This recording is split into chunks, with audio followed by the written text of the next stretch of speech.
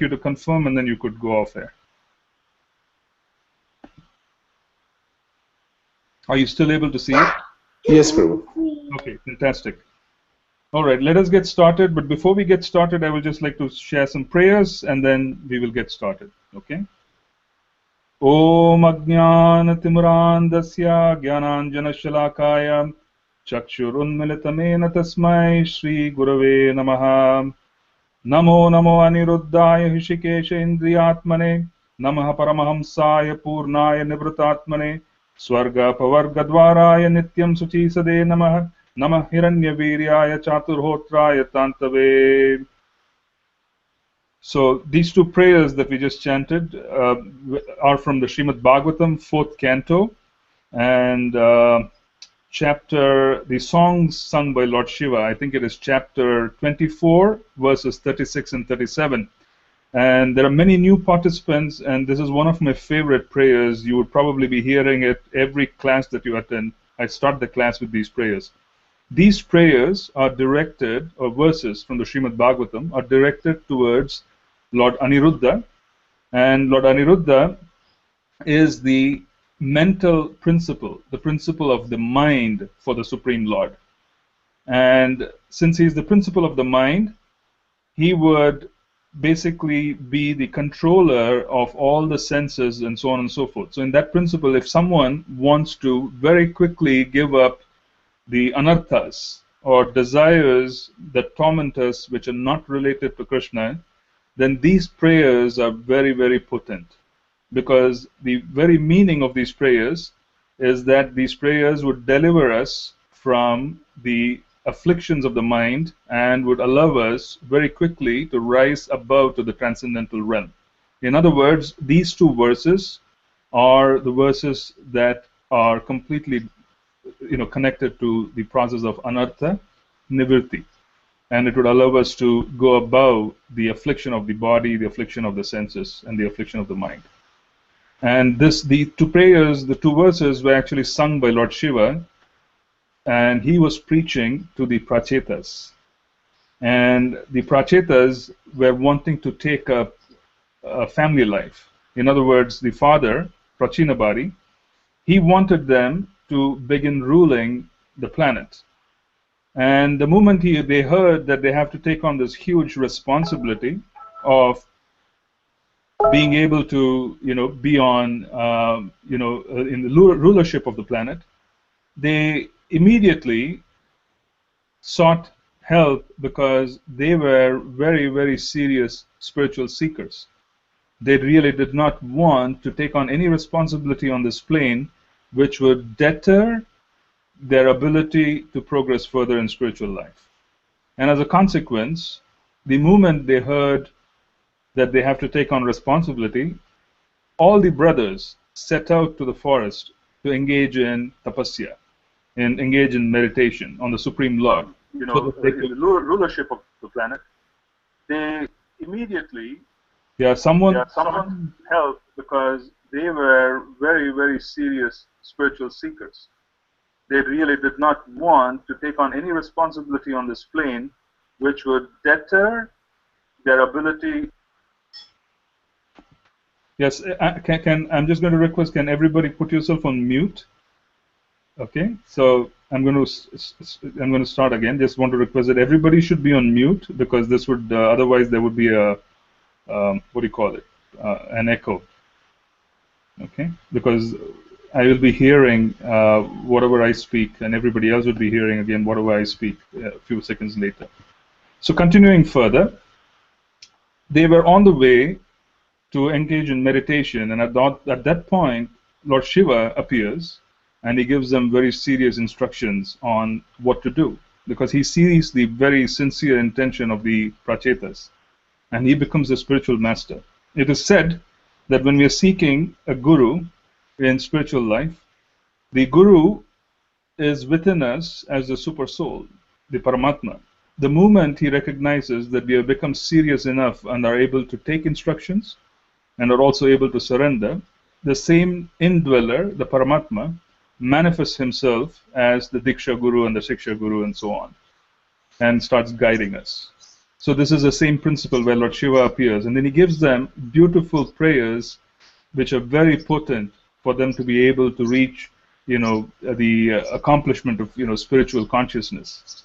Then they were coming back and they were wanting to take on, the responsibilities of Grihasthashram. So now we understand, how serious Grihasthashram is in the eyes of transcendental personalities, in the Bhagavatam. They wouldn't take up Grihasthashram, they wouldn't take up dealing with the world until they were completely, fully situated in transcendence. And once they were fully situated in transcendence, there would be internal surrender. But externally, they would act as if everything depended on them. They would act excellently. They would be very efficient, which is the whole principle of the Bhagavad Gita, where we keep the standard of surrender deep within, but externally, we project the efficiency that's required for us to get things done. Both are required. One has to be a very, very deep, one's bhajan or sadhana has to be very deep, and one's external strategy also has to be very, very good. Both are required in Krishna consciousness, not just one. It's especially if you're going to be dealing with ashrams, such as the Grihastha ashram. Okay? Now, before we begin, what I wanted to do was to give you a little purpose. Let me just go through the introduction, and then I'll take you on a purpose of why we're doing this. Okay, we're going to be viewing a few slides. The first one is the motivation. What is my motivation? Where did my motivation come for me to start this thing? And, what I believe would assist other devotees. And I'm also going to share the approach of what Krishna desires. I'm going to talk about the desired state of consciousness. And then I'm going to talk about the primary challenge to the desired state. And then I'm going to break down the major areas of focus through Sankhya, which is what would, Sankhya Shastra or analytical study talk about when we break down our existence. And then I'm going to talk about topics of the Panchanga. Now we are entering into the realm of Jyotish, Panchanga, and then I'm going to talk about the five senses. Then I'm going to talk a little bit about how the planets dominate us, planets and tattva. And then if I have time, we'll go into a view of the sky, but I'm thinking that we may not be able to. Okay? I've just added that so that I would have a marker. If I can, I will, but I may not. For most part, I would like to begin full scale next week on everything related to, how everything else is going to operate in Jyotish. Now, where is the motivation? You see, this is one verse, Srimad Bhagavatam, 8th canto, 2nd chapter, 30th verse. Over the years, this is a verse that has been a great inspiration for me. In other words, the purport written by Srila Prabhupada is phenomenal. I mean, every purport is phenomenal, but this one is, the nectar which was in this purport was so practical that it stuck to me. And I kept meditating on it, and I figured that the substance in the purport was worthy of very deep endeavor. And if I could figure out, how to assist myself and others based on the purport of this verse, then yes, we would have probably, followed the instructions of Srila Prabhupada fully, right? So let's just talk a little bit about the context, and then we'll get into the purport, and then I'll tell you what the situation is in relation to what we're doing. So this is basically Gajendra Moksha in the 8th canto. Everybody is familiar with Gajendra Moksha. You see, this was King Indradyumna. He is cursed, and then he becomes an animal, an elephant, and then he basically enacts his karma in an elephant body, moving around, with the other elephants and with his group of people, or elephants. And finally, and when the time comes, the providence, or the factor of time, arranges that he enters into waters. Okay? And when he enters into the water, a crocodile captures his foot. And the elephant Gajendra tries his very best to extricate himself from the grasp of the crocodile, but is unable to. And after a long struggle, and Srila Prabhupada writes after many, many years, the translation right here is, thereafter, because of being pulled into the water and fighting for many long years, and he says thousands of years. From that, the inference that can be made is that this incident took place in the spiritual sky, not in the spiritual sky, sorry, the heavenly planets. After fighting for many long years, the elephant became diminished in his mental, physical, and sensual strength. The crocodile, on the contrary, being an animal of the water, increased in enthusiasm, physical strength, and sensual power. Very potent translation and statement. What do we understand from this? Srila Prabhupada writes very clearly that if we are not going to be very diligent in choosing our varna and our ashram in life, we would be like this elephant. Because this elephant is clearly out of place. The crocodile, being well situated in a proper situation in terms of the environment, is gaining in strength and is developing mental, physical, and sensual strength, being a creature of the water. The elephant, on the other hand, is clearly out of place, and as a consequence, the elephant is weakening. And he is reduced in enthusiasm, reduced in physical strength, and reduced in sensual power. What does this mean in the context of Krishna consciousness, in terms of spiritual life? It means that if we are not very careful about how we situate ourselves and we don't understand the challenges faced by us in executing or prosecuting our daily life, we would be weakening ourselves on a daily basis. That's what it means. If we do not figure this out as to where we belong, which ashram, what kind of varna, and what kind of activity is suitable, if we don't figure this out and we don't engage ourselves fully in being able to serve in that particular situation, varna and ashram, keeping Krishna in the center, it is going to weaken us. That's what this means. We would become sensually, strength-wise, physical strength, sensually, and also in terms of mental enthusiasm, we would progressively become weak, and that would have an extraordinary impact on our Krishna consciousness. And when I use the word spiritual life, I mean life in general, because everything is spiritual if one takes up spiritual focus. If you want to pursue Krishna consciousness, there is really no other goal in life which is more worthy. There really isn't. And since there isn't any goal which is more worthy, that's the center of our life, and if we don't arrange our life according to what's going to be conducive to attain such a goal, we would be weakening ourselves progressively. So it's critical when we start talking about ashram. It's critical for one to choose whether they want to be celibate, whether they have to be married. You know, one has to be very careful in being able to, understand the effect of the environment, corporate environment, and its effect on us over a long period of time. Because that's not our goal, that's a means to an end. And one has to understand that it can have a very, very big impact if you're not careful. This verse is really a landmark verse. As far as I'm concerned, I took it up, and this is the reason why Srila Prabhupada mentions Varnashram is super important for the continuation of Krishna consciousness, for those who have taken up Krishna consciousness. Varnashram is also important for those who have not come into spiritual life. Okay? For both. So this verse is very, very critical. Now, in that context, what I wanted to do was take on a deeper understanding of Varna, a deeper understanding of ashram.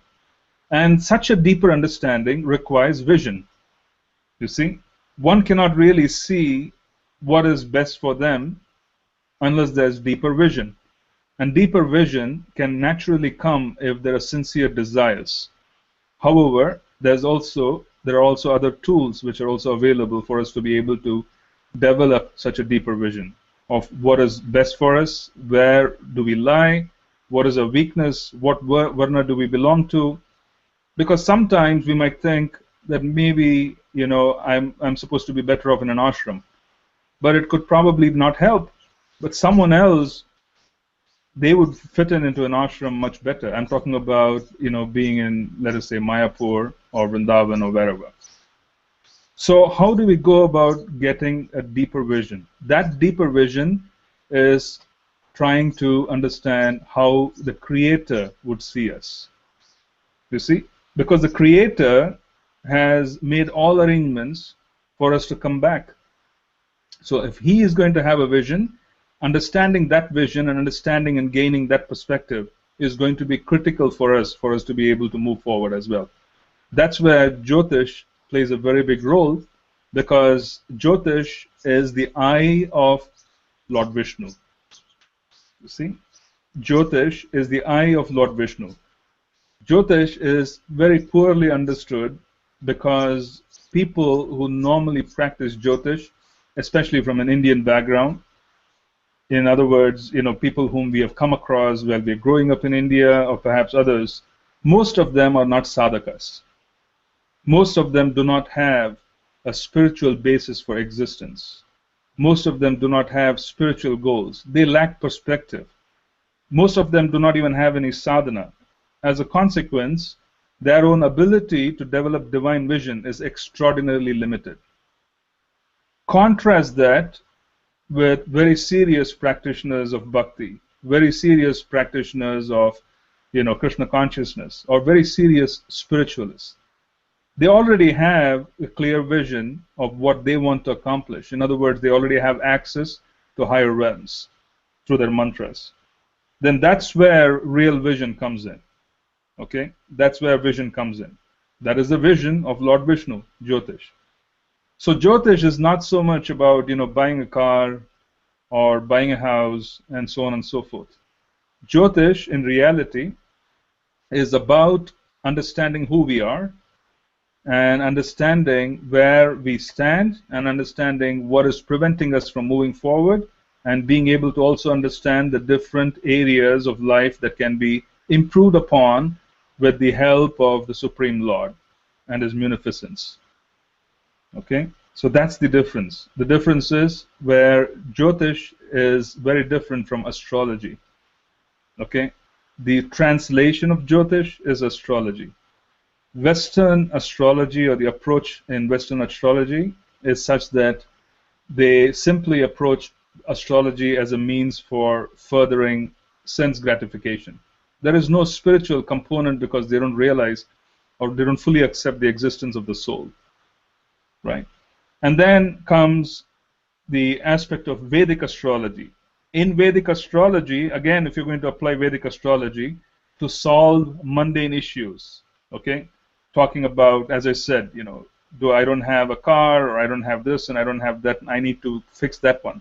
That is Vedic astrology, which is also missing a spiritual component, but there are remedies to attain, different aspects of life. Karma kanda, fruitive desires. How do we accomplish fruitive desires? By chanting certain mantras. How do I accomplish fruitive desires? By, doing some rituals and so on and so forth. That's Vedic astrology. Jyotish, on the other hand, we are literally getting into a realm where we are going to understand and start looking at things from the perspective of the soul. What is the soul's desire? Why did the soul come back? Was there an attempt to go back to Godhead in the previous lifetime? Why did that attempt fail? What is holding back the soul from moving forward in this lifetime? What is the number one difficulty the person is facing? Okay?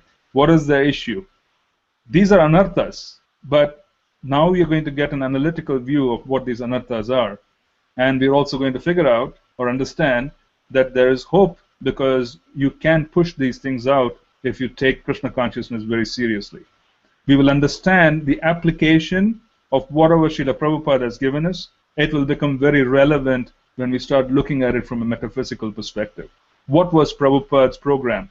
He starts out with Guru Puja in the morning. He starts out with chanting. There is Narsingha Pranam. Why? Now we're going to look at it from a metaphysical perspective to understand why we do what we do. Okay? And we will also understand how we are captured in this world. So my motivation is to broaden this knowledge, but from the perspective of personal worship. What does it mean?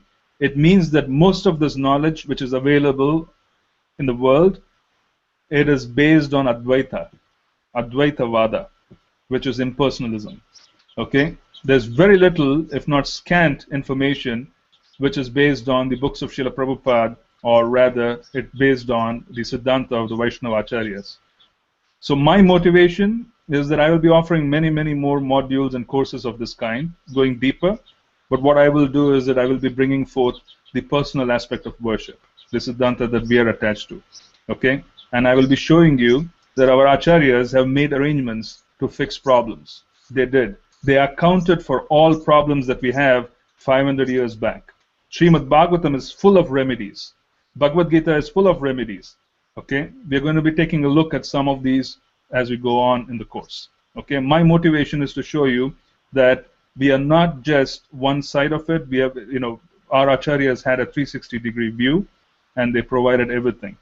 There are rituals, there are yagyas, there are sacrifices, practically touching every aspect of life. Okay? And I'm going to kind of walk you through those as we go on. So that was my motivation, to bring in a personal angle and also make people aware that they are on a battlefield. You are on a battlefield. Do not ever think that you are complacent. You cannot be complacent once you take up Krishna consciousness, because you are now wearing hats saying that you are going to become serious spiritualists. There will be all kinds of effects on you when you're trying to move forward. If you are not going to understand the realm, if you're not going to understand the field and going to understand the challenges, Prabhupada calls it the enemy. He calls it, the strategic areas of weakness.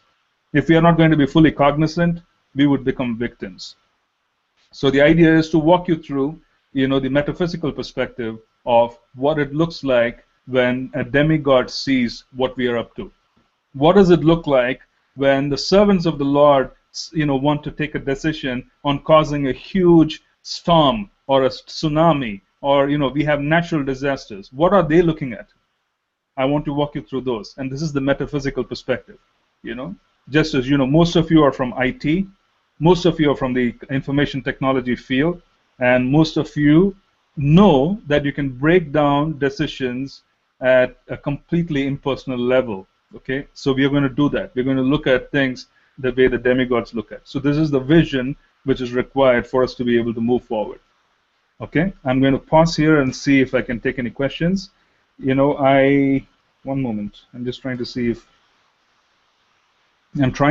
if I can. Do I need to go back to the screen? Okay, let's see.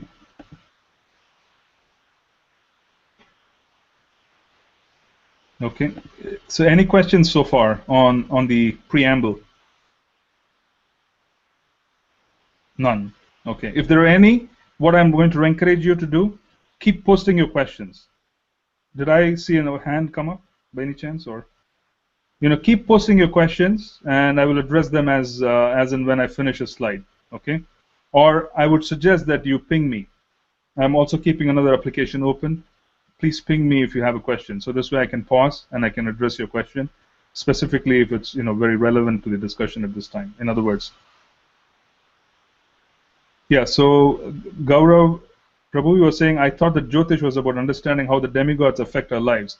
No, it is about understanding what we bring forth into the planet from a previous lifetime, and wanting to know as to what the challenges would be in our lifetime, and also being able to understand how to mitigate those challenges, as the acharyas have given us enough scope for that to happen as well. Understanding how our daily spiritual practice can even impact us. Okay, we will understand more. What you said is partially true, that yes, Jyotish is about how Jyotish is that. Okay, Jyotish is a part of how the demigods also affect us. And yes, this is not necessarily from Atharva Veda, even though most of it is from Atharva Veda, because you have many areas covered in, for example, in Rig and Yajur, Sama, and other areas as well. But for most part, it is Atharva Veda. The answer is yes. Okay.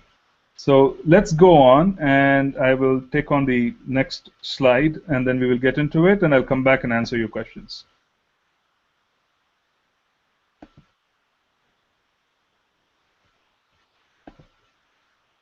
So what will the approach be according to the Bhagavad Gita? How do we understand what to do and what not to do? Right? Krishna gives us very clear instructions in the Bhagavad Gita. He says in 4.9, Janma karma chame divyam, evam yo vetti tatvatah, Tyaktva deham punarjanma naiti mam eti so Arjuna.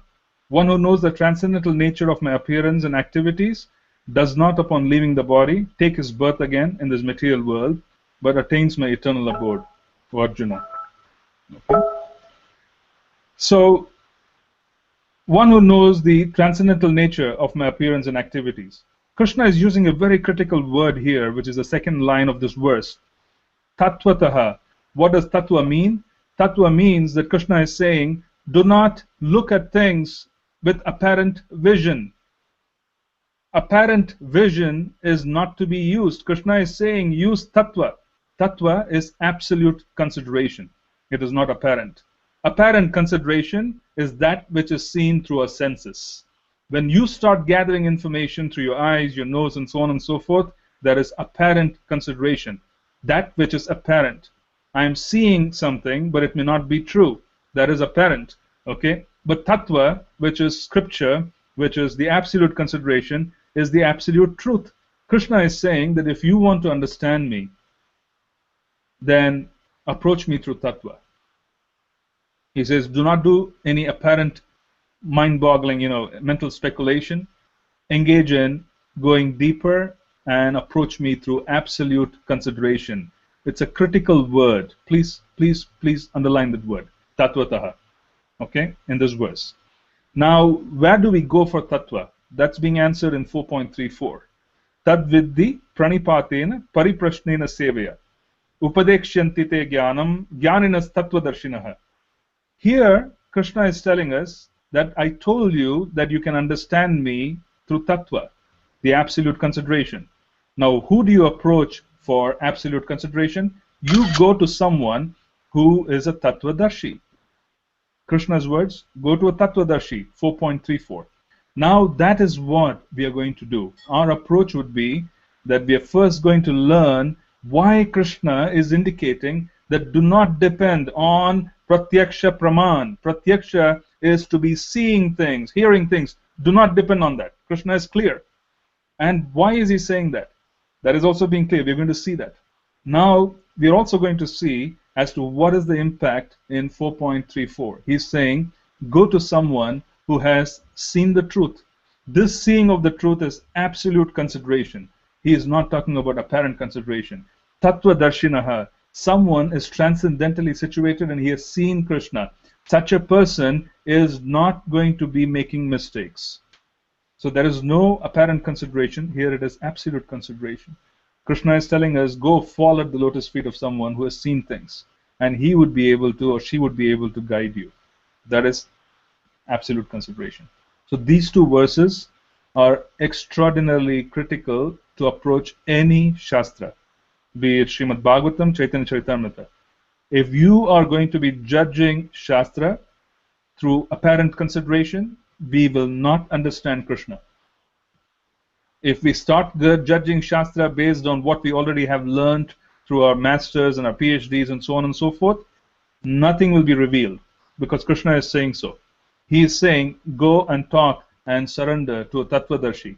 A Tattvadarshi is one who has seen the truth.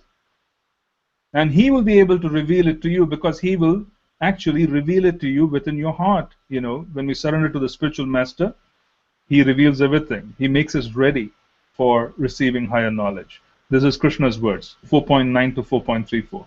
So now we are going to see why is there a problem with tattvataha? Why is there a problem with apparent consideration? What is the issue with us being able to use our eyes, our ears, and so on to see? We're going to be seeing that quite in detail. Okay? That's the purpose. We're going to break down our existence into metaphysical components, and we're going to see how these components are negatively impacted because of past karmic reactions. And then we're going to see what needs to be done for us to fix it. Okay? 4.34, surrender. So we are going to also depend on Shastra. What are the Shastras that we are going to depend on in this course? Primarily, Srimad Bhagavatam and Sri Bhagavad Gita. And we are going to use an encyclopedia of Jyotish. This is a text written by sage Parasara. It is called Brihat Parasara Hora Shastra and Brihat Parasara Hora Shastra is written by sage Parasara, and this is like the Srimad Bhagavatam for Jyotish. Because Parasara was the father of Srila Vyasadeva. He was the father of Srila Vyasadeva, and he is considered the most important authority or the origin of all kinds of Jyotish Shastra.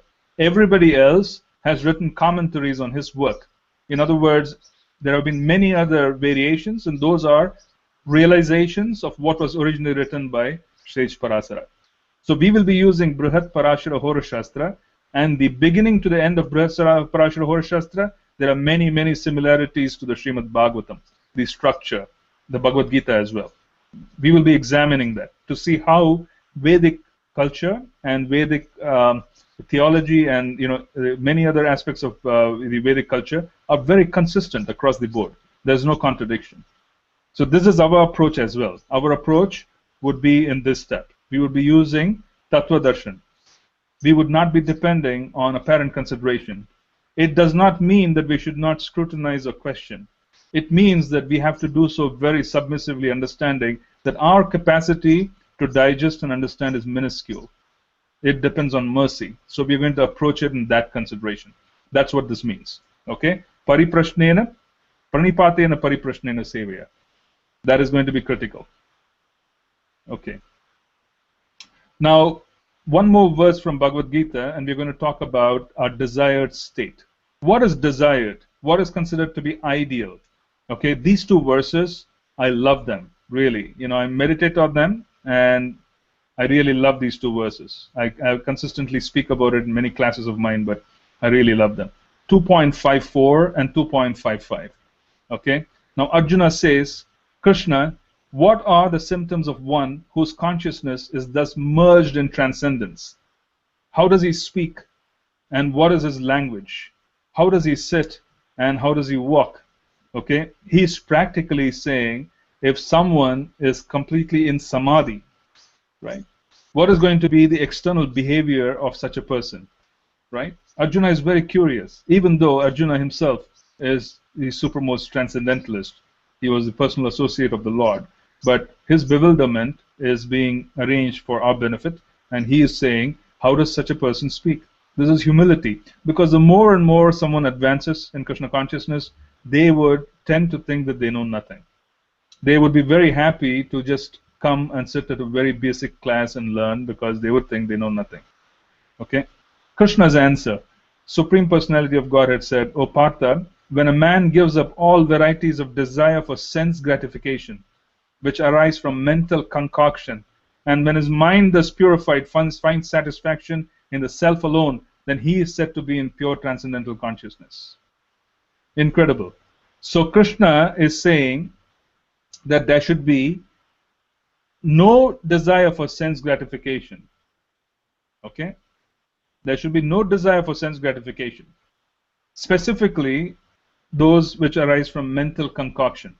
Oh, maybe I should do this. Maybe I should do that. Maybe if I do this, I'll be happy. Maybe if I do this, I would be relieved of a problem. Mental concoction. Okay?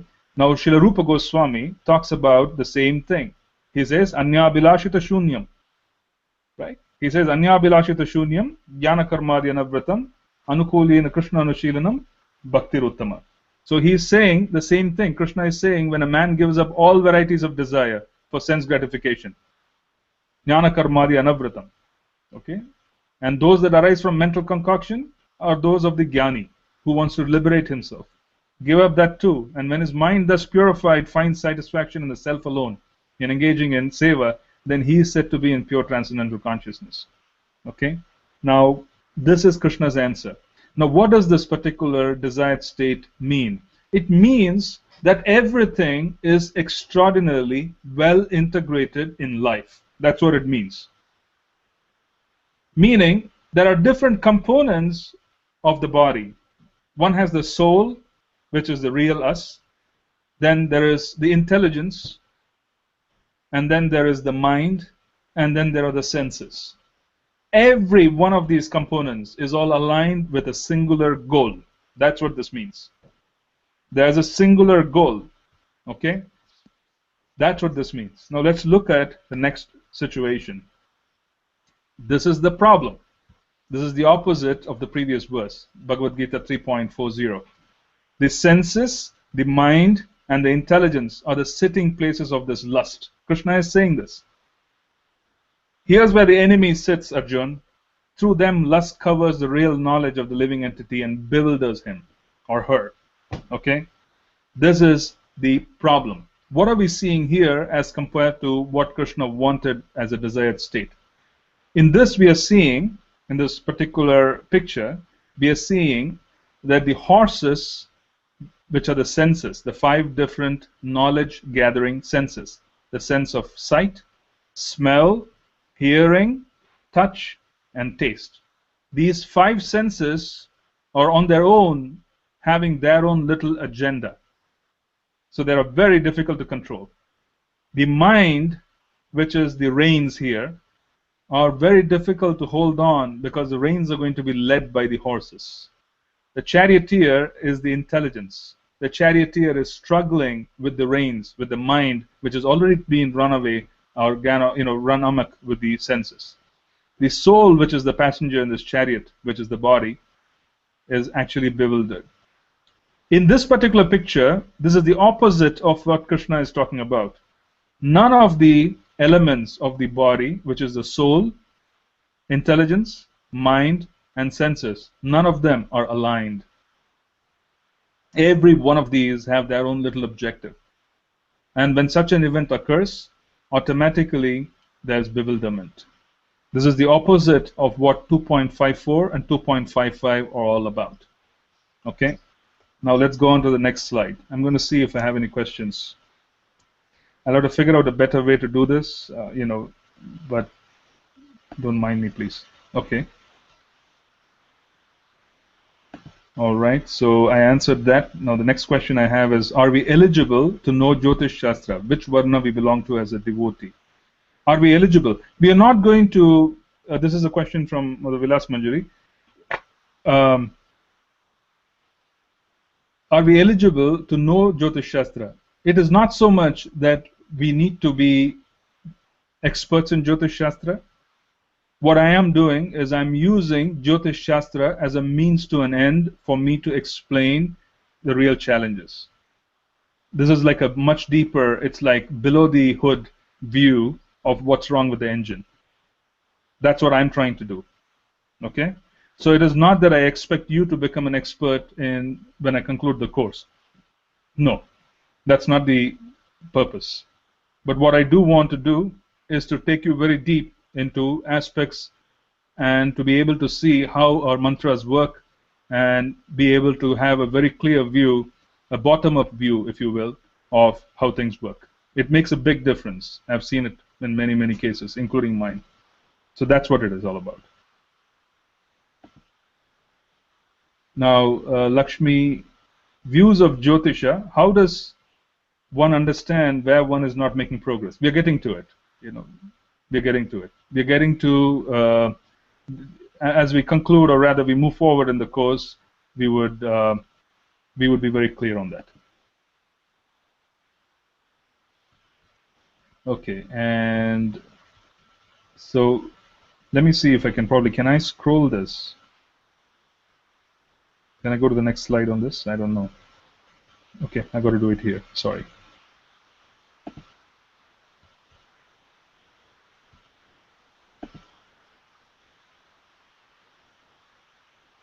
Now, what is Sankhya? We spoke about this.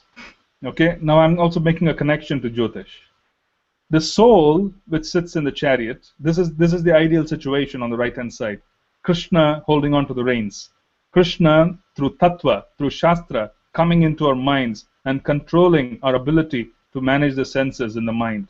And then we as a passenger are being led on the battlefield of life to serve Krishna in any manner he pleases. The ideal state is this picture. The opposite was, the challenging state. The soul is indicated in the chart by Surya, sun. Sun is the overlord and he indicates the Atma. He is the passenger in the chariot. Okay? Intelligence is indicated by Jupiter. The presence of Jupiter in the astrological chart will tell us a lot about the person's ability to connect to the super soul and receive intelligence. The super soul who sits in our heart is the Ishta Devata. Okay? The ability of the soul to surrender to the Ishta Devata would allow us to receive intelligence from the Ishta Devata for us to be able to move forward. The planet indicating that is Jupiter, Di Shakti. The mind, which is the reins in the chariot, which are holding the horses, is the moon. The moon in the astrological chart would indicate the reins through which one is able to manage the horses. And the senses, the five senses, are the horses. Okay? We saw that. So this is the Sankhya view that we see in the second chapter of the Bhagavad Gita. I just wanted to give you a connection between how Krishna discusses the Bhagavad Gita. I also wanted to show you how it represents itself on the chart as well. But we're going to go very deep into it. This is an introductory class. I just want you to kind of understand the broad picture, the big picture, before we go deeper. Okay. Now, the five primary elements. Everybody knows there are five primary elements. These are the fundamental building blocks through which, one is able to, what do you call it, build knowledge, right? Or rather, anything and everything is built on these five elements. So first element is the sense of smell, Prithvi. The tattva of Prithvi is a sense of smell. Now, how do we recognize Prithvi tattva? Does anybody want to try? How do we recognize Prithvi tattva?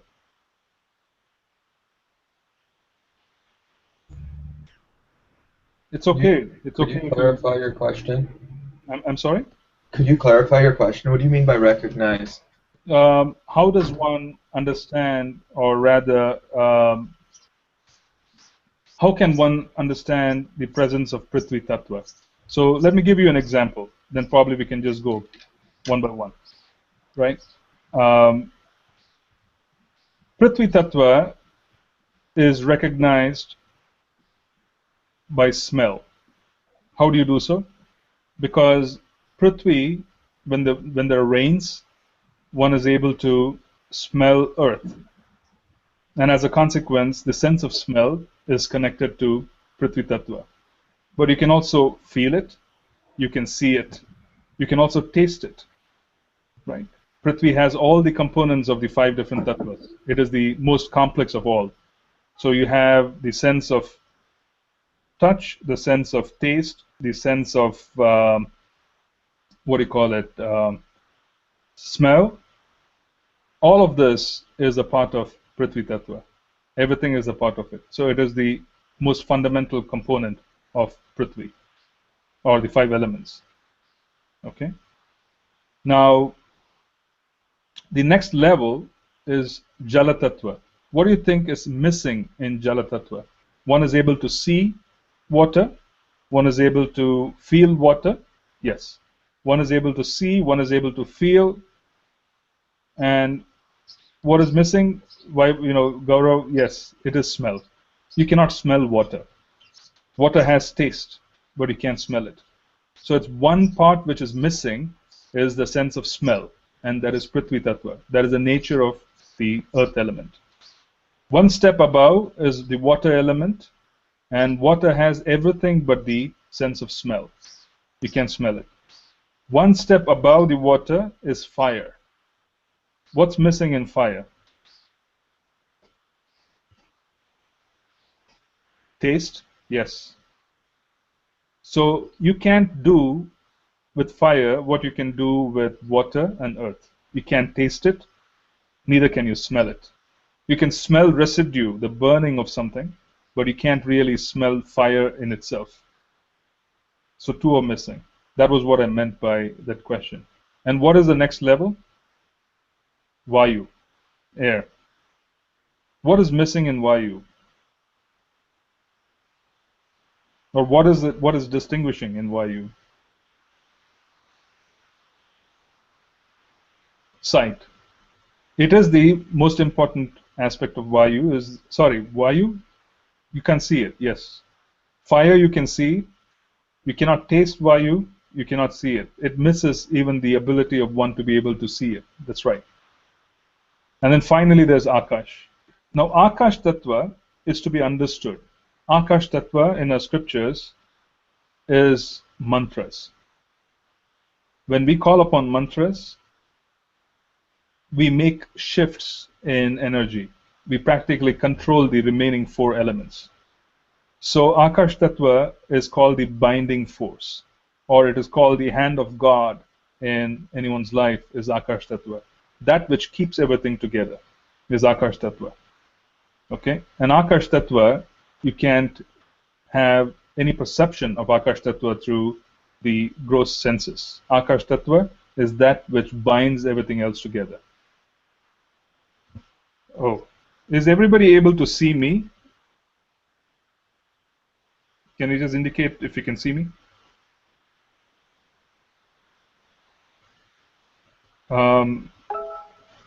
Yeah, I guess, okay, I am receiving indication that people are able to see me. So are you facing some difficulty here, Premikishore Prabhu? Can you log out and log back in or do something of that kind? Because everybody else is able to see. Can you confirm if you're still facing the problem? So I think there's something wrong on your end. Now we have the 5 different elements, and these 5 different elements are the basic building block of everything that we do, practically everything. Okay? And that's what we're going to go a little deeper into. Let me go back to the slide.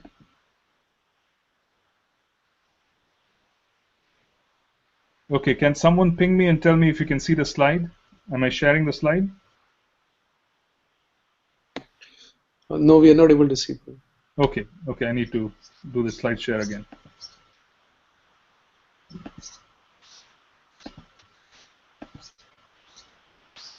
How about it now? Can you see? Yes, bro. Thank you. Okay, so now we were in Earth, Prithvi, sense of smell, sense of taste, sense of sight, sense of touch, Akash. Now these are the 5 primary elements.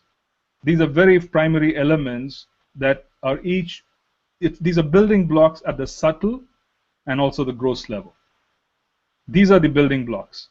So when the creation ends, then the Mahat Tattva, or you can say the primordial nature, is like a ball of clay, and it has all these elements. Okay, and then there is shape and there's form and so many other things that also happen after creation begins. So that particular primordial element is composed of these different elements. Our bodies are composed of these 5 elements. Our mind is composed of these 5 elements. Okay? So is the case with the other subtle aspects of our existence. These 5 elements are operating on the both gross and the subtle level. Why is it very important to understand this? Because this word Panchanga is the 5 primary elements and the 5 primary limbs is a word that you all have probably heard of while you were reading something in India, or you have heard of the Panchanga. You'd have heard your Pandit say that I need to consult the Panchanga to fix a proper muhurta. If someone has to get married, or if you have to find an auspicious time to make things happen, then an auspicious time is based on the 5 limbs of existence. So these are the 5 primary elements, and this becomes the basis for Jyotish as well. This is the basis. These are building blocks, these are the metaphysics. Okay? And this would become the basis for everything that we're going to learn. Very, very few people who follow Jyotish, or rather practice Jyotish, even look into this, but all answers into a person's life can actually be derived from understanding the elements. These are building blocks. All kinds of remedial measures can actually be dealt with by just understanding what is happening at a fundamental level. These are building blocks. So the question is, how do demigods act? The demigods fundamentally make changes to the elements. The demigods make changes to the elements. So the quality of these elements can be determined at the time of creation. We're going to see how. What does it mean? When we were born at sunrise, for example, when we were born, that particular day had 5 different characteristics. That particular day had the quality of earth, quality of water, quality of fire, quality of air, ether. The day we were born, there were 5 different elements which had certain nature. They were, they manifested themselves in a certain way. So that particular day had a certain quality of these 5 primary elements. It becomes even more specific at the time of birth. But that particular day also had a broad stroke in terms of these 5 primary elements. What is the level of Prithvi Tattva? What is the level of water, Jala Tattva? What is Agni? What is Vayu, Akash? All of these existed on the particular day when we were born. Okay? And our future, or in this particular lifetime, is determined based on how things were when we were born, based on these elements. Were these elements afflicted? Were they defective? Was there a problem? Was there some kind of, an issue? All of this is seen based on these 5 elements on that particular day when we were born. Is that understood? I'm going to stop because I just need to make sure that this is understood clearly. Okay? So, any questions? Can you write on the Q&A if possible, Gaurav? Because this way we could, everybody else could see it as well. I'm not sure if, is it possible for you to write on the Q&A? Because I'm not sure if everybody can see the chat. I don't know. Because there are some of us who are logged in.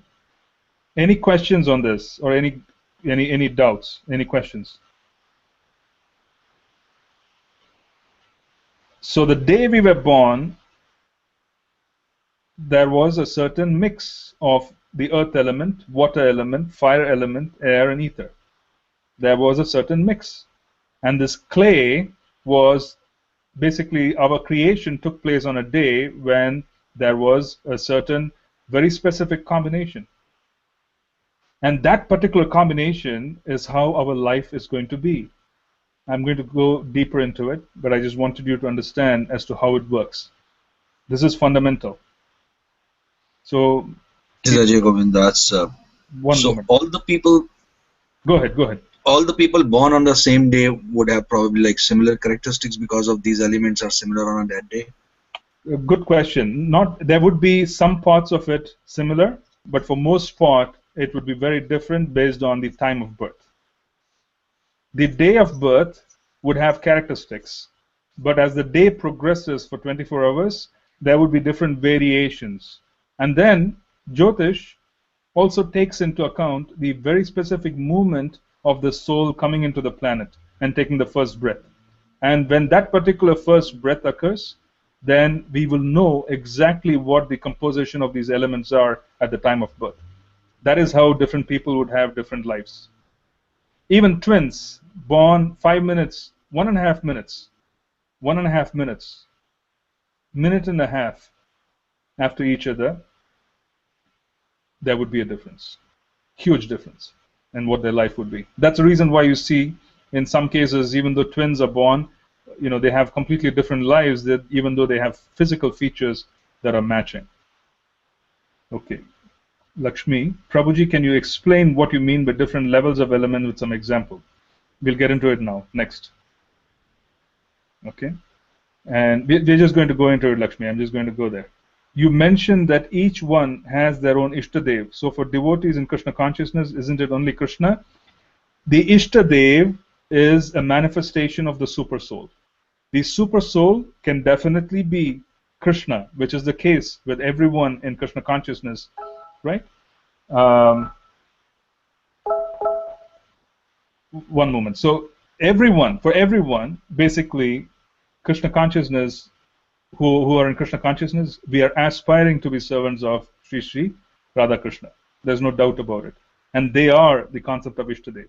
So when I'm using the word Ishtadev, it is from the context of how we were born. So when we were born, right? When we were born, what happens is that basically we would also have, everybody has a super soul, and the super soul is basically of a certain avatar of Vishnu. Okay, that's what I mean by Ishtadev. We'll clarify that as we go on. We all have our own very specific personality amongst the avatars who is going to guide us, very specific. And can you explain what you mean by different levels of elements? I think we did that. And is the birth not dependent on prior life karma? Is it based on the time of the birth is picked? Okay, hold on for a minute. I'll just get to it. So, one moment.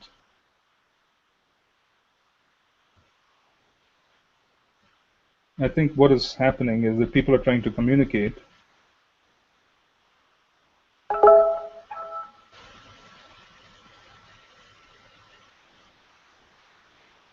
One moment, please.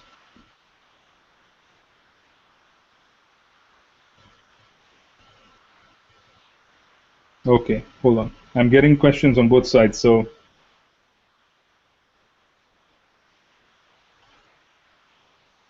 Yeah, okay, I got the questions. Is the time of birth, I'm going to come one by one. Is the time of birth considered to be the first breath then? The time of birth is considered to be the first breath. But in other words, I should probably say it's the other way around.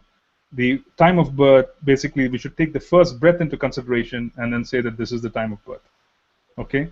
So that's where the adjustments have to be made, because if there's going to be, for example, a C-section and so on and so forth, then one needs to be able to make modifications. Because the observed time of breath may not be what people report it as to be. So, Gaurav, never mind. I'm trying to still understand, how to go about this. So, never mind. Okay, you can continue on this because I figured out a way to be able to answer you. So, don't worry. So yes, you got it. So now let me see what other question there was. Is the time of birth, is the birth not dependent on prior life karma? Is it based on the time of birth is picked? You see, good question. Okay. The idea is that in the previous lifetime, we have engaged in all kinds of actions, good and bad. Based on that, we have created a complex mix of karma. Okay? And a complex mix of karma has been created by us. And the complex mix of karma manifests itself at the time of birth, and we actually, based on the karma, a parent is chosen, right? A father is chosen, a mother is chosen, a certain family is chosen, okay? All of this is done based on the time of birth, and based on the previous karma. And our appearance into this planet is also extraordinarily managed by the demigods to happen precisely at a time which would allow us to be able to execute the karmic reactions that we carry. Does that answer your question? This is from, I think, Premakishwar Prabhu, Vilas Manjari Mataji. I'm not sure if, was that something which I could address? If not, please ask me if you're still doubtful. We are born at a time where the material elements of Prithvi, Jala, Agni, Vayu, and Ether are all arranged in a complex mix that will suit our execution of karmic reactions we bring from the previous lifetime. Is that understood? Okay. Now, Vaibhav, is astrology based on the time of birth, first breath, or the time of conception? The time of conception is a completely different chart. Okay, it's a different chart. You can actually make predictions based on both, but the time of birth is more apparent than the time of conception. Well, you can say that they are essentially giving the same information, but you can say that yes, they are. They're consistent. Good. So now any more questions before I move on? It's very important for everyone to understand these elements, okay? Because everything, I'll get back to you. It is not done through Prashna, but it's different. But I'll get back to you. Everything is basically going to be based on a composition of these 5 elements. It is going to be based on this. So at a particular time, the demigods will not allow us to take birth at any time other than when we are supposed to come into this world, and that particular time is when there will be a mix of these 5 elements which would allow us to execute our life. What do these 5 elements control? We're going to see next. Okay, what do they control and how do they control? Things will become even more clear.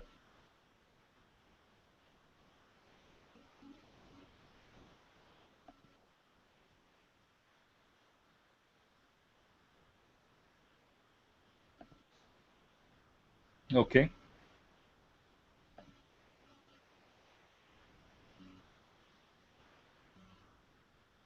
Okay, now these are the 5 elements of Panchanga. If you go to a Pandit and you tell them that you want a precise time for you to be able to engage in a certain activity, they are going to work on these 5 elements if they're a good Pandit. The Prithvi Tattva will show up as Karana. Karana is practically a limb of the Panchanga. Okay? The water element will show up as Sthiti. So the Karana, for example, Prithvi Tattva, if that is defective, a person's action would be defective. Okay? If Karana is defective, a person's action would be defective. Because Karana rules actions. If a person's water element is defective, they will have serious issues with relationships. So if you come to me and you say that you have a relationship problem, I will focus on the water element. I will see where it is defective. I will try correcting it because there is a problem there. Okay? The water element, if it is defective, will cause relationship issues. It will cause emotions to go awry. The earth element is action. If that is defective, the person will have problems in execution. If the fire element is defective, the fire element in itself is going to determine resources. In other words, when we eat, there is Jataragni. We have to digest the food for us to be able to assimilate and to transform the food into energy. That is the fire element. And if we do not have adequate ability to digest, then we are going to be weak. We might be lacking energy. And lacking energy means we are going to not able to manage our resources. What resources are we talking about? Practically everything. If one is not able to wake up in the morning, if you have waking up problems, it has to do with Agni. If you're going to have problems waking up, it is Agni. If you have problems during the day of energy, it is because the Agni Tattva in your body is deficient. And that is deficient. That deficiency could be a deficiency which you are born with.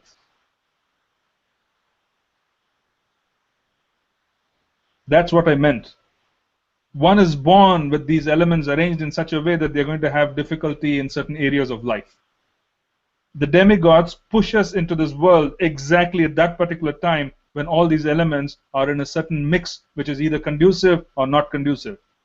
If you think, any of you think, you're managing a project, just imagine the complexity of what Krishna's servants are doing.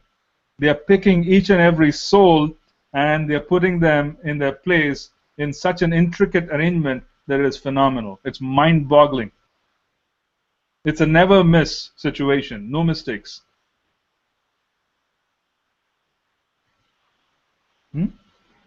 Does it make sense? Vayu Tattva.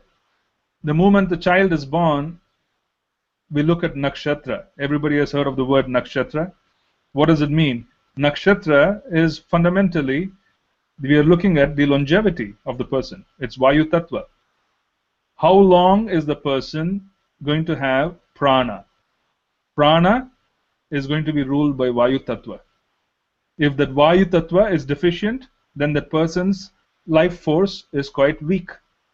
And they are not going to be able to manage for a long time because existence is going to rule by that. Ether or Akash Tattva is that which holds everything together. Okay? If there are problems with Akash Tattva, that person will have difficulty in being able to move around in society and accomplish things. They will not have vision. Akash Tattva rules vision. Akash Tattva also rules the ability of someone to be able to pick up Shastra, transform it, and develop realizations. When there's very high Akash Tattva, the person is able to have good realizations. If there's very high Agni Tattva, you see a person is very efficient at work. Why? They're able to manage resources. There's a lot of Agni. Prithvi Tattva, they're able to accomplish many things. These are the kind of people who basically would be able to reach their goals. Very good relationships, and you see water. If the water element is very balanced, then the person is able to have a lot of peace in their life in terms of relationships. Okay? This is very intricate because we all come into this being and we all come on this planet with problems associated with one of these five, or sometimes more than one. And that is what is called a defective senses. Okay? This is this. The problem that we are talking about is these are the defective senses. The sense of vision. The sense of vision is ruled by Agni.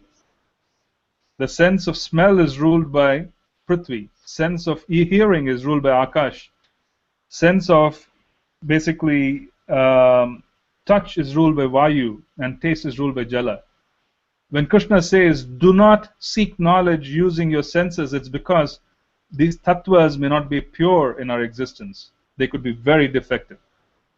And when these defects come up, we automatically have problems in areas of life which manifest themselves.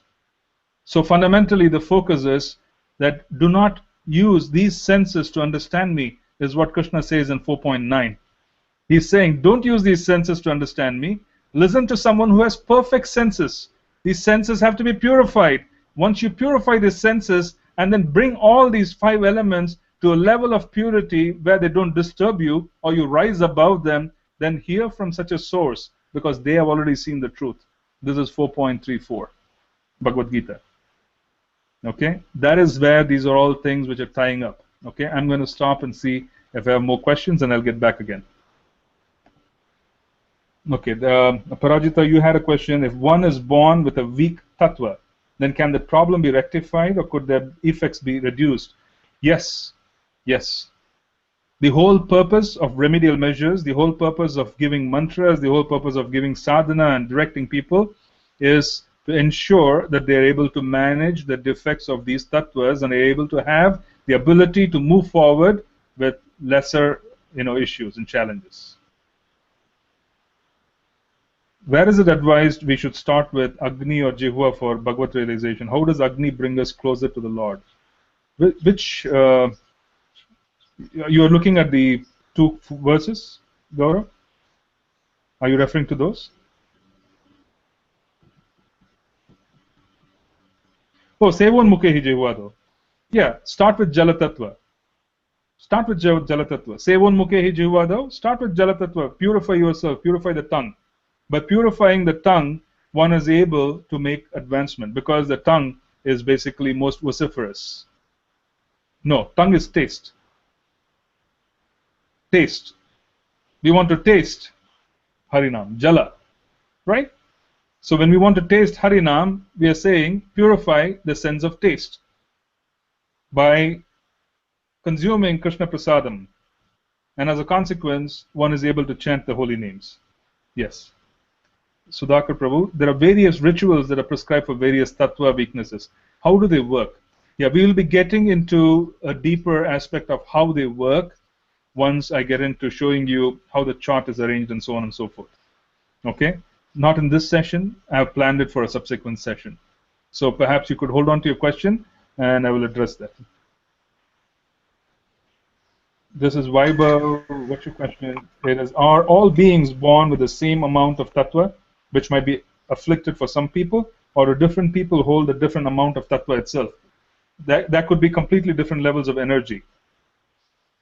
The placement of the planets would determine the level of Agni. It would determine the strength of Prithvi, the strength of Jala, so on and so forth. So in that sense, there could be issues. Can we know if we have defective senses? Yes. Yes.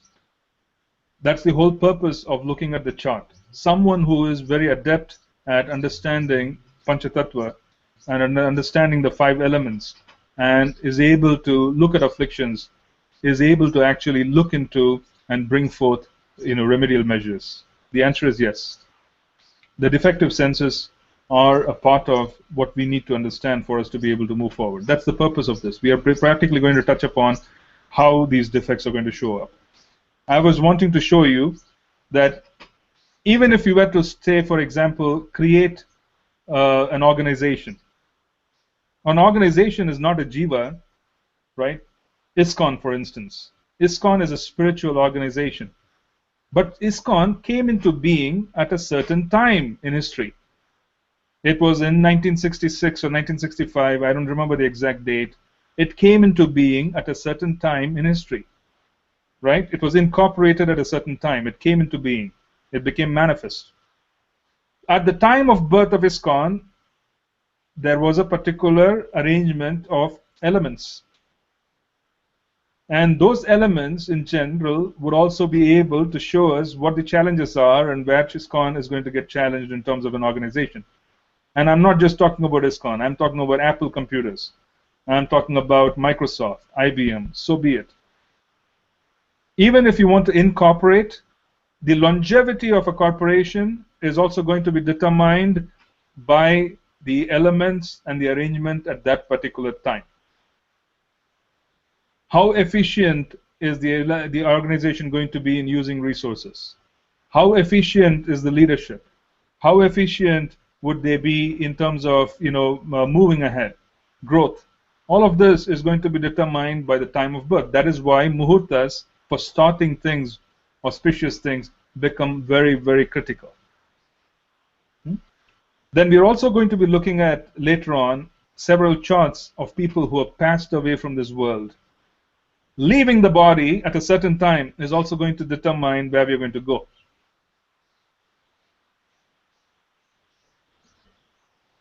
In the previous chart, why did you not mention that ether element has a sound? Which one are you referring to? I did mention. Oh, you mean in the sound? Akash Tattva? You mean in the, let me see. Are you referring to the slide? I think you are. Hold on. Let me see if I... Oh, I might have missed it, Gaurav. It was a miss. It was just a miss. It is sound. I spoke about it, but I didn't mention that. Sorry. I didn't want to create confusion. Okay. Let me take a few more questions and then we'll go on. Prabhuji, do we really need to be concerned about the tattvas while practicing Krishna consciousness? Not necessarily if we do it properly. We don't really want to micromanage our lives, but getting to know where this is coming from is very important, because I would eventually be linking parts of our sadhana with all of this. We don't really need to get down into such a micro level to manage our life, but having a broad vision of where we are defective is important. Also having a broad vision of where the challenges could be is also important. That is very important. It is almost like saying that I'm not dependent on what I do, I'm dependent on Krishna. However, my knowledge of all of this is critical, as this would allow me to, excel. So that's what this is.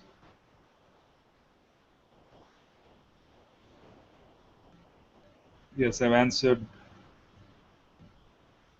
How does Panchanga influence the environmental influences like earthquake, tsunami? This is particularly where there are not so much the Panchanga, It is a shift in the quality of time. So, for example, in the Bhagavatam, we hear about Kali Yuga being far more problematic as compared to Dwapara. Dwapara being a little bad compared to Treta. Treta being a little bad compared to Satya. All of these delineations of time are also looked at a certain particular level. And in that particular level, you would notice that the quality of time of these yugas in themselves are quite deficient. So what do we mean by that? This is actually like a hierarchy. We are looking at a lower level, and we're looking at what happens during one day of the year. Okay? But for a demigod who is managing this, let's say Lord Brahma and his servants, their concept of time is very different. In their concept of time, they would have a specific delineation of how these things manifest. And they would basically be managing it accordingly. Okay? That's how this works. So if that particular concept for the demigods, they find that, okay, 10 years, in the 100 years which follows, they will be looking at a 100-year cycle, or a 200-year cycle, or, a 1,000-year cycle. If you notice, broad changes happen over several hundred years. It's almost like a wave. In such a situation, there is a Panchanga which the demigods adhere to as well. Because when these big natural environmental disasters occur, there are major changes occurring in the tattva around us. Major. There will be. This is great suffering. Got to remember that. When there's a world war, for example, okay, and like 6 million people are buried, or 6 million people are dead. These are all major changes occurring over a broad period of time, and these changes have already been set in motion 100 years or 200 years, 300 years prior. Okay? It's a much bigger time cycle. But for our sake, we look at it in terms of one day. Does the time of marriage, which may have certain constituents of 5 elements, also decide upcoming challenges in the relationship? How does this complement or contradict the ones gained from birth of both individuals involved? Good question. Now, the birth of both individuals involved carries a certain mix of elements. And when 2 individuals get together, it can either be better or it can get worse. Okay? That is where this whole concept of ensuring that there's smoothness in relationships while we look at astrological charts for matching and so on come into the picture. We try and see how to balance the issues which people may have when they get into a partnership. This is not only the partnership of man and wife, it is also a partnership, for instance, like a business. Okay? Even a business partnership can get very complex because you have, 2 individuals could do very well as individuals, but they get together and all hell breaks loose, literally. Okay? Why is it so? That is because that is because you have an issue with the specific combination that occurs. That is one point. The second is the specific time of marriage can be used to fix any problem in that particular union. So one can consider that, okay, the girl is born with certain issues. And then you take that into consideration. And then you also take into consideration that the boy is born with certain issues. So how do you mitigate those issues? By choosing an appropriate muhurta for the marriage. That is a challenge which has to be done by the good astrologer. But most astrologers, most of them, especially what we have come across, they do not go deep. They're lazy. So as a consequence, what happens is either they don't know what it is or they don't apply themselves. So most people you find are simply led around and they lose confidence in this whole science. But a lot can be done if there's good knowledge, a lot in making changes. And this is exactly how it was managed in the past. If you notice, you read about it, in the Ramayana, the first page of the Ramayana, you have Valmiki Ramayana, you have sage Valmiki telling you how did Lord Rama's chart look like. Okay? He's telling us that. In Valmiki Ramayana, he's telling us that. How did Lord Rama's chart look like? He starts with that. We will also be studying Lord Rama's chart. We will be looking at Lord Rama's chart. It's a great chart to learn from. We will look at the great personality of Lord Rama to understand further as to what is duty and what were the challenges he faced. Even he faced some intense challenges. He had marriage problems in one sense. Wasn't it so? He was separated from his spouse, for at least, in our apparent vision. His spouse went through all kinds of struggles. He had to, go through such trauma and just bring her back. And then even if she comes back, his duty was such that he had to be separated. And then he was reunited with his children, but then his wife got separated. Very complex, very, very complex. Lord Rama's chart is actually an eye-opener, which teaches us a lot about Jyotish. Lot. Okay? I hope that answers your question, but okay, next one. Okay, I've answered that as well. And someone had a question, and unfortunately, I think was it Namita? I'm presuming it was. One moment. Let me see if I can get to you.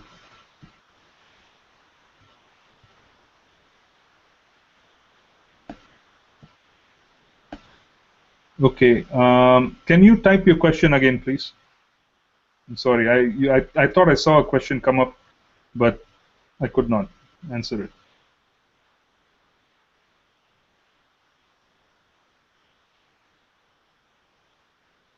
Okay, I'll wait for it when the time comes, and I'll take it again.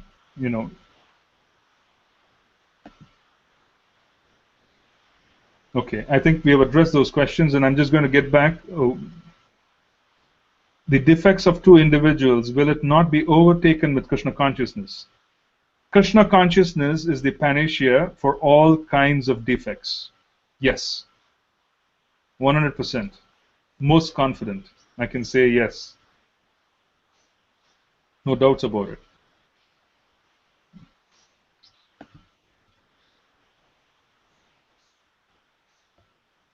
So now let me get back to the presentation. And if you have questions, if you can either click on the Q&A or get on the chat, because I'm unable to basically see questions which are coming up on the screen. For some reason, unless I spot it, it disappears and I can see it after that. Okay. Let me get back to you on one more slide, and then I'll see for questions, and we might have to end the day. I have a couple of more slides.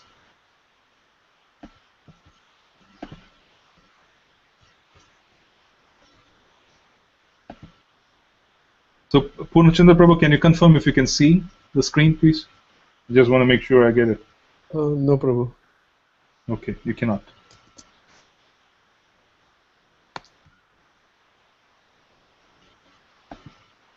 Sorry.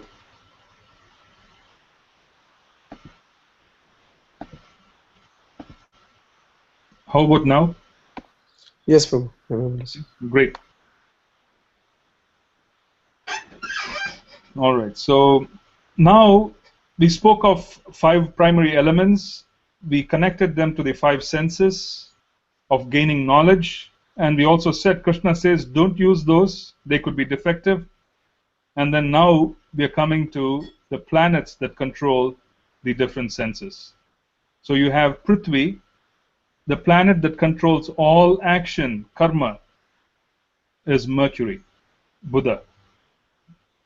The Jala Tattva, there are 2 planets, Moon and Venus. Both of them they determine, the quality of Jala Tattva. And then you have Agni. Agni is the sun.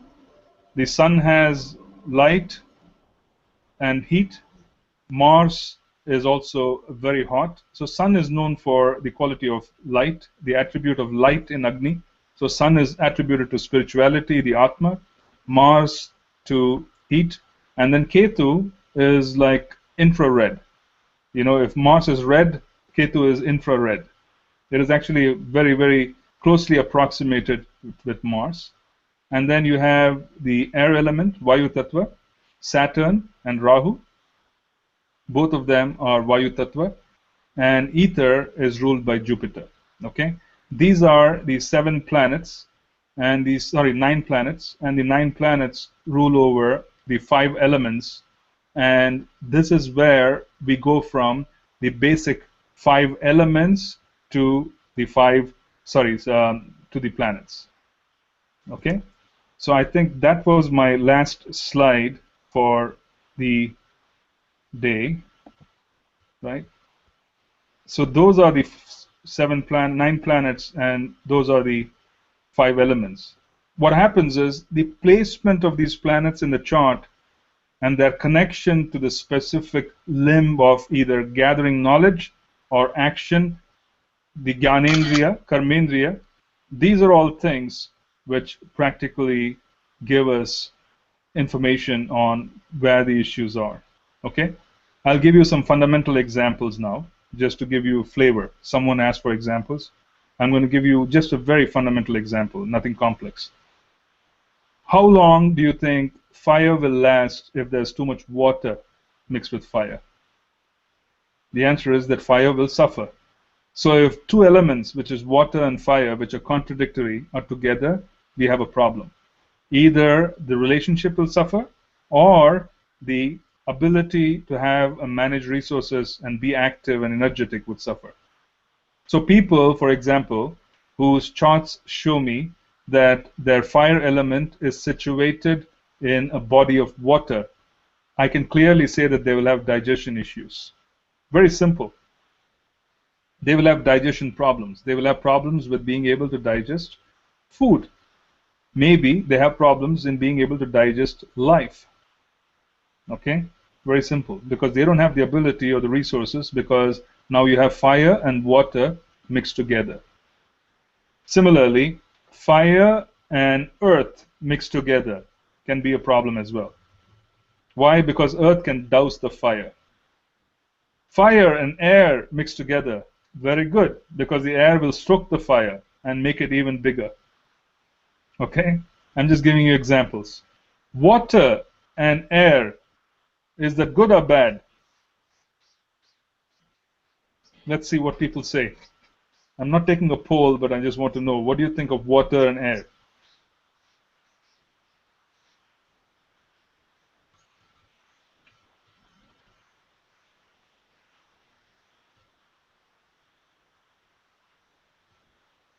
They don't mix? Give me an example. Tell me if water and air can work. Yes, it's like a hurricane. I think that's my daughter. But it's like a hurricane. Have you seen hurricanes? Have you seen a body of water which is being slammed by a fierce wind storm? Have you seen that? Have you ever been near a body of water when there's a raging storm? The water has no control whatsoever when air wants to come in and take control. The water loses control. So when problems of emotion occur, where people are extraordinarily emotional, they become so emotional that they become actually, I would say, they develop inertia. They become inactive. They can't even act. Right? That's right. Ramakrishna Prabhu, that's right. When water is slammed by very fierce winds, water is helpless. It can do nothing. That is what happens in a storm. So in a chart, if I have the water element mixed with the air element, there's a storm occurring in emotions. Okay, the person will have serious problems with emotions. Okay, and that's actually the water element, or the ability to contain themselves and emotions and all that, is very difficult. So for example, how is it going to be said? If I have, for example, if I see Moon and Saturn, Moon and Rahu together, they are the air element and water element, you can very clearly say the person is having emotion problems. Fierce emotion problems, serious ones. Why? Because this Rahu, which is the air element, can bring about great winds which can disturb the water. So emotions can get very badly afflicted. Similarly, if I find, for example, the Sun and Mars or others to be in a certain body of water, then I would say the Agni is afflicted. It's more complex than that. I'm trying to make it sound simple. But I'm just giving you an idea as to how you can reach conclusions. How you can reach conclusions. Can you give an example of how ether affects or combines? Ether is beneficial. Ether is beneficial. Basically, strong air will cause. Yeah, see, this is the problem. Gaurav, when you write there, I see that balloon come up for a moment and it disappears. I don't know where it goes after that. I have no idea where it goes. So Prabhu, on the top there is a chat window. If you click Right here? just above Q&A, two options above, then you will see the chat window, and there you can see his questions. Okay, one moment, Prabhu. I'm so sorry. I had to have this open as well. Yeah, so you may need to do alternate. Then sometimes you need to do QA and sometimes. Yeah, but I'm not able to see that even in the chat window. I'm sorry. Oh, okay. Oh, yeah, I'm sorry. I think I am seeing it. Pardon me. Okay.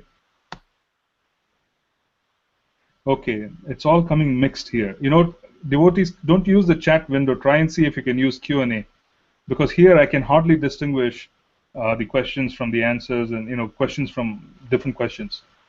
Okay, at least on my side, it's coming in a complete jumble. It's not even distinguishing who is asking the question, but it's fine. I can at least see it now. It is also possible to conceive a child who would be a great bhaktatma with his vidya. Yes, it is possible. Maybe you want to elaborate. I think this was Namita, right? Maybe you want to elaborate, but if you can use the Q&A window, try and see if you can use it. I would appreciate it. Yes. So Gaurav, basically strong air will cause disturbance in water, and so great air can cause emotional relation issues. This is my interpretation. Yes, that's right. Got it. So where were we? And Vaibhav, you had a question. Can you give an example of, ether? Yes, I answered that. Ether is Jupiter. It's very beneficial. It holds everything together. It actually holds everything together. So ether, or Jupiter, we refer to it as the placement of, or rather the hand of God in someone's life. And being placed there, Jupiter is normally very beneficial unless Jupiter himself is affected. But one has to realize that what I'm showing here is Mercury, Moon, Venus, Mars. These are planets that predominate in that particular tattva. It is not necessary that in your case, the Moon or Venus hold on to the portfolio of water. It can be very different. Okay? Your birth tithi could be ruled by some other planet. I'm going to get into it later. Okay? I just wanted you to understand examples of planets who carry these characteristics. But do not go into the planets themselves. Just stick to the elements. Okay? So, Ajay, okay, this is that also applicable for a planet in a particular element and not just planet conjunctions? For example, you mentioned Saturn and Moon together would give emotional problems, but would it also be the same for Saturn in a house that is ruled by watery elements? It's actually a very, very elaborate and intricate, perception. What do I mean by that? You see, Moon rules the mind, Venus rules relationships with others, for most part. This is the Naisargika Karakatva, or rather, this is the relationship, or rather, this is the portfolio allocated to a planet at a very high level. However, in a person's chart, it may not be the Moon which is ruling the water element, or Venus which is ruling the water element. In a person's chart, it could be Saturn which is in charge of the water element. Okay? So, to answer your question, it requires that we take into consideration other factors. What I wanted to show in this slide was that the different elements have planets who are predominating in that element. I was not wanting to mean that for every one, these planets would play a role in that specific tattva. We're going to look into it in more intricate detail. But these planets will have a say in the chart in these areas overall, at a broad level. I hope that made sense. Okay, I think that was Audarya Prabhu. So it's difficult to particularly say that to talk about a planet and reach conclusions that this would really be the effect without taking into consideration many other factors. So I would answer those questions after I've shared a little more information. It'll be more helpful for me.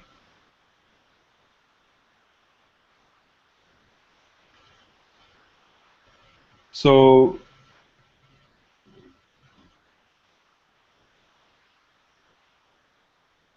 now, any other question?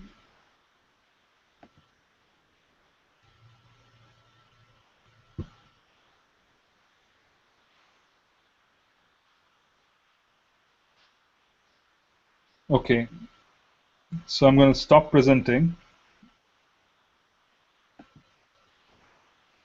And yeah, Hare Krishna Prabhuji, this is Ajay Govindas.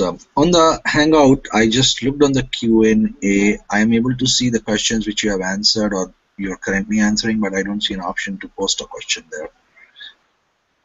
on Q&A? On the Q&A on the Hangout, not on the air.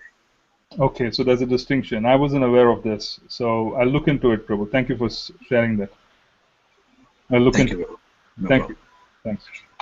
So I think that's what I planned for today. I was just wanting to whet your appetite. I hope I did so, or did I diminish it? I'm not sure which, but I wanted to kind of get you ready for the future sessions. I wanted to show you that what we will be doing will be very highly linked to understanding the Bhagavad Gita and the Srimad Bhagavatam. And what we will also be doing is to go very, very deep in understanding, many aspects of our own existence. And what it does is that, number one, when you understand how beautifully Srila Prabhupada arranged our day. What did I tell you? I told you that the quality of the day is going to be determined by the quality of the elements on a certain day.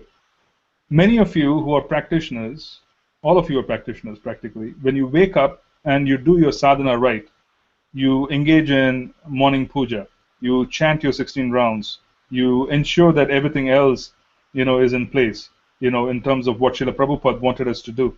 Have you or have you not experienced a good day? The answer, what's your answer?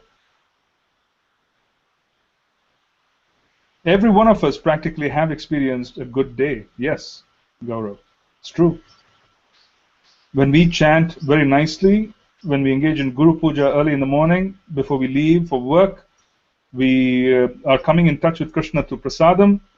When we manage our day through these different elements and we're coming in touch with Krishna, our day is very pleasant. It's without obstacles. We practically have the ability to rise above the elements if we are able to stick to our sadhana. It's very, very important for us to come to terms with this. So what happens when you start the day? The quality of the day is going to be determined by the planetary formations which determine the quality of the elements early in the morning.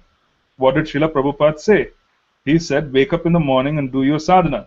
By doing so, what happens? You manage the whole day very well because you alter the quality of the elements early in the morning. By doing so, you also fix how the day is going to be. Does that make sense? So what did Srila Prabhupada give us early in the morning? He said, do Guru Puja. Why? Guru is Jupiter, Akash Tattva. When I was answering the question of someone else, I said, it will fix everything else. If you invoke the presence of Akash Tattva early in the morning when you begin your day, Akash Tattva, through mantras, through the worship of Sri Guru, has the ability to correct the deficiencies of other tattvas.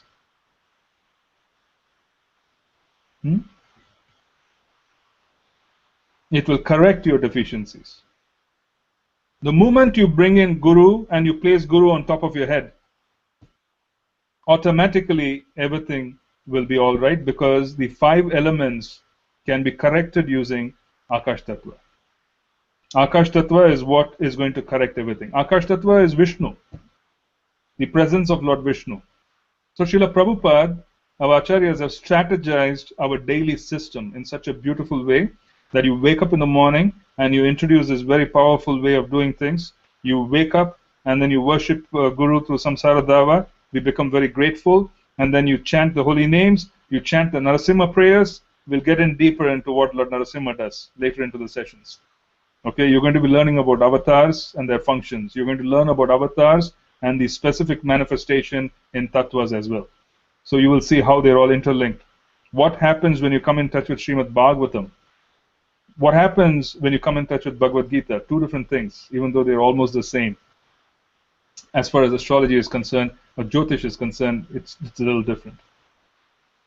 So by the time we are done, you will have developed a lot of confidence. We'll also be going into how the Mahamantra works. We will be showing you how some of the basic, powerful mantras found in Srimad Bhagavatam, how do they alter tattva? What is it which they fix? Okay, it's very important to know that. Why? Because now you have a practical link between how things manifest and the actions that you also do. It's not something which is being done blindly. Now you have more information available for why you should be doing whatever you should be doing. And this will make a big difference when you want to commit. You see, commitment comes with knowledge and experience. So you have some experiences, but then when you link it with knowledge, your commitment level increases. Then we will also know how to manage life.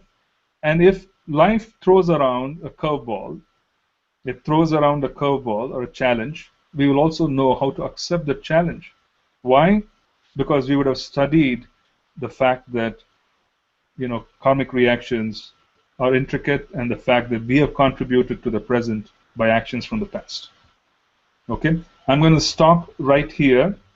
I'm going to give probably a minute or so. If you have any questions, then I can end. I think we took it a little longer than we should, but we started a little late. I will edit, and then I will ensure that this is made available on YouTube. I'll provide the link as well to the group, and I will work towards building the website. I'm excited. I want to see how we could take this forward and also be able to move forward. Yes, I can. I have no problems, Gaurav. I can do that. Oh, if you can use it, yes. You see, in Krishna consciousness, we have to be very dynamic even when we preach. In other words, we have to be able to use as many subjects as we can and being able to connect. Thank you, Gaurav. Thank you, everybody else who appreciated this. I know everybody did. So I'm sure you're going to come back again next week, fully prepared, and I will be sending you some material for you to work on before you come back next week, so that I could, we could hit the road running, as we say. Okay. I had a question. Yes, go ahead. What is the reason we don't consider the outer planets like Uranus, Neptune, Pluto? I know Vedically they weren't considered, but with our modern knowledge of them, I know some astrologers do consider them in making certain types of predictions, even Vedic astrologers who do like a hybrid system. So I just wanted to know. Why? Yeah, good question. Yeah, see, they are considered outer planets. So next week when I talk on the astronomical aspects of Jyotish, when I give a basic feel of how things are arranged in the sky, that will give you a clear, much clearer view as to why you don't consider those. There's a lot that actually can be gleaned by the 9 planets that we use. Okay, and Sage Parasara, he touched upon the outer planets quite briefly, but he did not touch upon them in the names that we know of. So there are some assumptions made in terms of what Uranus is and what Neptune is, but they are farther away. They are farther away, and they're less influential on being able to modify the elements as much as the 9 other planets can. That's the fundamental answer. But we will get to know more as we go on. Prabhuji, this is Ajay Govindas. One question. I have been hearing from some of the senior devotees and in lectures that for people who are devotees who are following Krishna consciousness and are chanting, the stars and the Jyotish is of less importance. And what you are saying is kind of like a little contradicting to that statement. So how do we take that? It's not the question of being. You see, the question is it's a matter of understanding as well. Is it less important? In one sense, when someone asks me, can Krishna consciousness and the chanting of the holy names mitigate all forms of distress? The holy names can grant liberation. So in that perspective, I would say everything else is of less consequence. But if one were to say, is it important for me to be able to chant and do my sadhana, if I were to be doing all of that, is it important for me to have a decent job? Is it important for me to have the resources for me to be able to take care of the family? Is it important for me to have good health? Is it important for me to have a proper relationship at home? The answer is yes. The answer is yes. It is. Because that was what I was trying to show with Srimad Bhagavatam 8.2.3, that we cannot be in a pretend world that doesn't matter to us. It ultimately doesn't matter, agreed. The solution that has been given, very effective, agreed. However, does this matter for us to be able to pass through the stages of anartha nivritti? Does it matter for us to be able to reach a point of being able to build critical mass? The answer is yes. It really matters. What we are trying to do here is not trying to put Jyotish above and beyond the potency of the holy name. The answer is no. The potency of the holy name is supreme. Right? Right? We have to take care of it. The holy name is supreme. There's no doubt. The holy name can grant liberation. One is able to surrender and one is able to chant the holy names with dedication, there will be absolutely no obstacle whatsoever, and which is what I mentioned in the end. I said if you follow Srila Prabhupada's direction of waking up early in the morning and being able to do Guru Puja, being able to chant, being able to do all of this, then there would be no issues during the day because you're now operating at a higher level. But how consistent are we with our practices? What is our specific challenge? Okay? So that is something which we want to learn a little deeper and understand and be able to assimilate. How does the Mahamantra operate? Why is it that there are days when I'm okay and there are days when I'm not okay with sadhana? Why is it that I have problems in certain areas of life consistently? And the problems in certain areas of life with some people, it becomes a meditation. In what sense? The problem is chronic. They are missing something in their life to such an extent they wake up, they go to bed, they're thinking about it. If that is all they're doing, when they're chanting, they're thinking about it. As a consequence, what manifests is not so wonderful because we are overwhelmed by the anarthas. So it is easy to say it doesn't matter, but in a practical sense, living in this world matters. Srila Prabhupada was flying over Thailand, and in the flight, they were all flying over Thailand. And this is about 30 years back, 40 years back. And Srila Prabhupada made a mention to some of his disciples who were around him saying, and someone was saying, we should go set up a center. There's Thailand, there's an opportunity. And Srila Prabhupada said, no, that is not a top priority. And the answer that he gave actually was quite astounding. The answer he gave was that Thailand is very poor. They will not be able to accept Krishna consciousness. What does poverty have to do with Krishna consciousness? Why did Srila Prabhupada make this statement?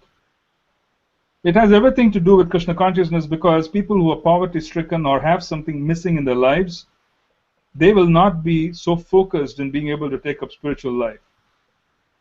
Okay? If poverty comes when someone is very advanced, such a person is fortunate. Krishna says that Maharogam, the Maharogam of poverty, of having minimal resources when you're advanced, is given by Krishna himself, but only when someone is advanced. At that stage, there is no issue.